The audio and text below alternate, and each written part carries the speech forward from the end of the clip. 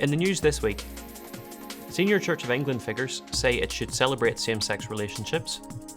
Trans activists advocate the decapitation of gender-critical women. And thousands of pro-life supporters joined the USA's first National March for Life following the overturning of Roe v. Wade. Hello. Two of the Church of England's most senior figures have revealed they believe same-sex relationships should be celebrated. Following a bishop's report that recommends allowing clergy to bless same-sex couples, the Archbishop of York and the Bishop of London indicated their approval of sexual activity outside of marriage. Stephen Cottrell told BBC Radio 4's Today programme, "We believe that stable, faithful, committed, loving relationships are good. They are the place for physical intimacy." And Sarah Mullally told a press conference, "There will be the opportunity for those people in a same-sex relationship to come and have that relationship blessed. And of course, some of those will be sexual." An international group of Orthodox Anglican bishops responded to the report by saying the plans violate the clear teaching of the Bible. The Most Reverend Dr. Justin Badi, chairman of the Global South Fellowship of Anglican Churches and Archbishop of South Sudan, said, "They are rewriting God's law for his creation, laws that are reaffirmed by Christ in the Gospel accounts." Paul Eddy, a spokesman for Global South, told the Institute the move was unsurprising.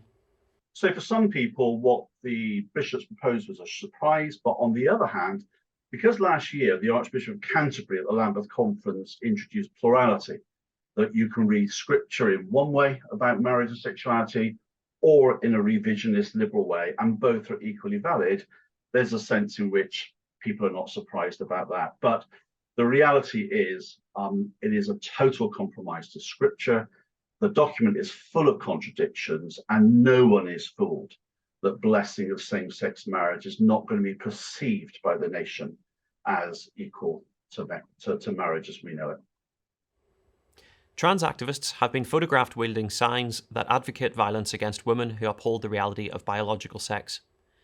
During a protest against Westminster's decision to block Holyrood's gender recognition reform bill, signs with violent slogans were on display, including messages like "Decapitate TERFs." TERF, or trans-exclusionary radical feminist, is a slur for women who say it is not possible for men to become women. The sex swap bill would have allowed those as young as 16 to change legal sex without a medical diagnosis of gender dysphoria, which campaigners say would put women and girls at risk. First Minister Nicola Sturgeon, who championed the bill, distanced herself from the activists' views. "I would condemn the way in which those views were expressed and the views that were expressed there. The relationship between vulnerable people and those with a duty of care would be irredeemably altered if society embraces assisted suicide," the Church of Scotland has warned. Liam MacArthur's assisted dying bill would allow Scottish residents aged 16 or over and deemed terminally ill to get help to kill themselves. But the Church of Scotland's moderator, the Right Reverend Dr. Ian Greenshields, said the Kirk remains opposed to any form of the practice. "The current societal prohibition of killing is clear. To move away from this would not be a simple modification of the law, but would represent a significant shift from which there would be no return, and would have profound effects on how society regards the elderly, the infirm, and those with disabilities." And finally, thousands of pro-life supporters have attended the USA's first National March for Life since Roe v. Wade was overturned.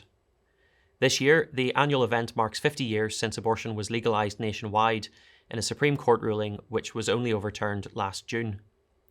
Attendees covered almost 2 miles of Washington, D.C. to campaign for protections for the unborn at state level. March for Life's president, Jane Mancini, said, "This will be a day to celebrate the overturn of Roe, a momentous occasion, and then to talk about what's next and build a culture of life in the United States." Well, that's all for this week. For regular updates and information on all of our stories, plus much more, visit our website at christian.org.uk. Until then, goodbye.